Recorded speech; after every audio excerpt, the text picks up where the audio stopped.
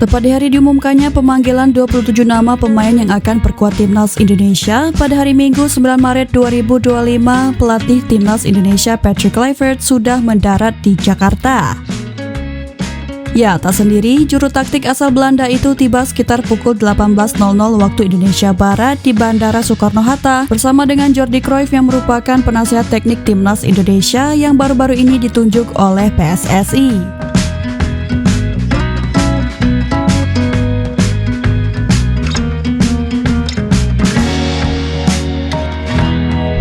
Menyambut baik kedatangan dua anggota baru Timnas Indonesia itu, Erick Thohir selaku Ketua Umum PSSI mengucapkan selamat datang terkhusus kepada Jordi yang baru pertama kali menginjakkan kaki di Indonesia. Beliau berharap mantan pemain Barcelona dan Manchester United itu mendapatkan impresi positif selama berada di tanah air.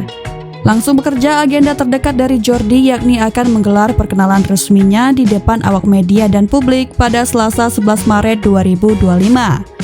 Dalam kapasitas penasihat teknis, Jordi akan berfokus membangun sepak bola Indonesia setidaknya dalam 5 aspek penting, mulai dari memastikan kualitas dan konsistensi pelatih di berbagai kelompok usia timnas, memasukkan pendekatan lebih terstruktur dan modern untuk memperbaiki filosofi sepak bola Indonesia. Lalu selanjutnya Jordi akan berkolaborasi dengan Patrick Kluivert untuk optimalisasi strategi prestasi timnas terkhusus dalam perjalanan menuju Piala Dunia 2026.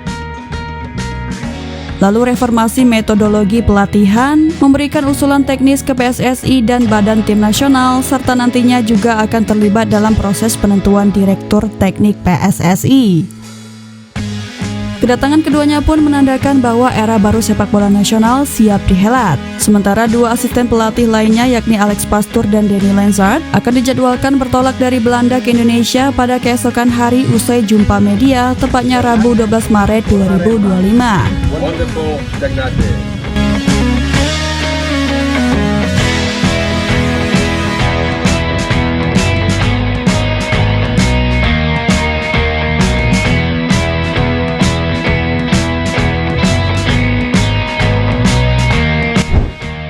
Calon bek kiri Timnas Indonesia Dean James menunjukkan performa impresif bersama Go Ahead Eagles dalam lanjutan Liga Belanda Minggu 9 Maret 2025 malam waktu Indonesia Barat. Pada laga sengit kala itu, Go Ahead Eagles menang 3-2 saat dijamu rekan satu tim Calvin Verdonk di markas NEC Nijmegen Govaert Stadion. Dean James mencetak gol pembuka kemenangan timnya pada menit ke-41. Gol berawal dari serangan Go Ahead Eagles dari sisi kanan. Oliver Enman merangsek ke kotak penalti dan melepas umpan tarik. Dean James yang berdiri tanpa pengawalan di tiang jauh dengan mudah menceploskan si kulit bundar ke gawang lawan.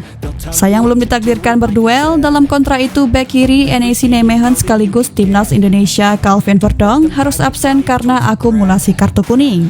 Namun performa itu seakan sebagai ajang pembuktian Dean James kepada Verdonk untuk merebut posisi bek kiri di Timnas Indonesia. Gol dari pemain 24 tahun itu tentu menjadi kabar baik bagi para penggemar Timnas Indonesia di tengah huru-hara Garuda Calling. Ya, tinggal selangkah lagi Dean James akan menyandang status sebagai warga negara Indonesia karena proses naturalisasinya sudah mendapatkan restu pemerintah dan menunggu persetujuan presiden. Dean James juga sudah dijadwalkan menjalani sumpah WNI bersama dua pemain lainnya, yakni Joy Palupesi dan Emil Audero pada 10 Maret siang waktu Roma, Italia. Segenap pejabat penting yang berwenang menangani proses pengangkatan sumpah untuk 3 calon pemain Timnas Indonesia itu pun sudah berkumpul dan menggelar rapat koordinasi persiapan pengangkatan sumpah WNI di kantor KBRI Roma, Italia. Ini memberi tanda jika ada kemungkinan ketiga pemain tersebut bisa bermain saat Timnas Indonesia menghadapi Timnas Australia dan Bahrain di bulan Ramadan penuh berkah ini.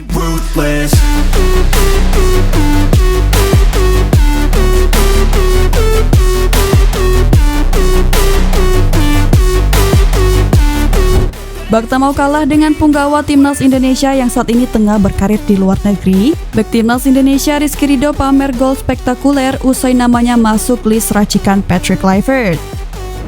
Dalam laga lanjutan BRI Liga 1 pada 9 Maret 2025, yang kala itu berlangsung pertandingan Persija Jakarta melawan Arema FC, pemain kelahiran Surabaya itu memimpin serangan balik cepat Persija. Rizky Ridho mencetak gol pada babak kedua saat Persija sudah bermain dengan 9 pemain.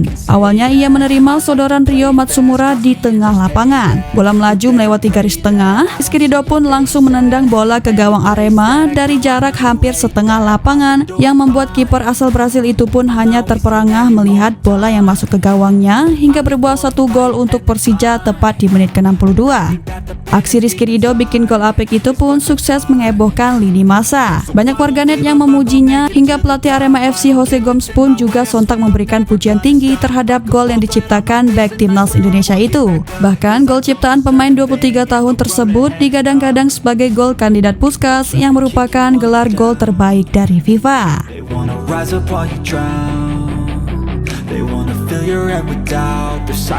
Meski begitu, sayangnya gol Rizky Ridho belum berhasil membawa kemenangan bagi Persija, karena setelah selebrasi gol Rizky Ridho, Arema FC bangkit dan bikin 2 gol lewat Pablo Oliveira, Luan, dan tambahan 1 gol bunuh diri dari Muhammad Ferrari.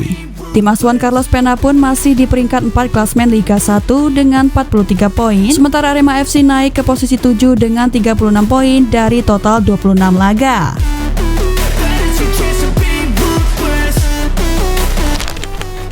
Ya, bak bukan hari keberuntungannya di situasi laga panas kala itu, Muhammad Ferrari melakukan blunder saat akan menghalang bola masuk ke pertahanan gawang Persija Jakarta.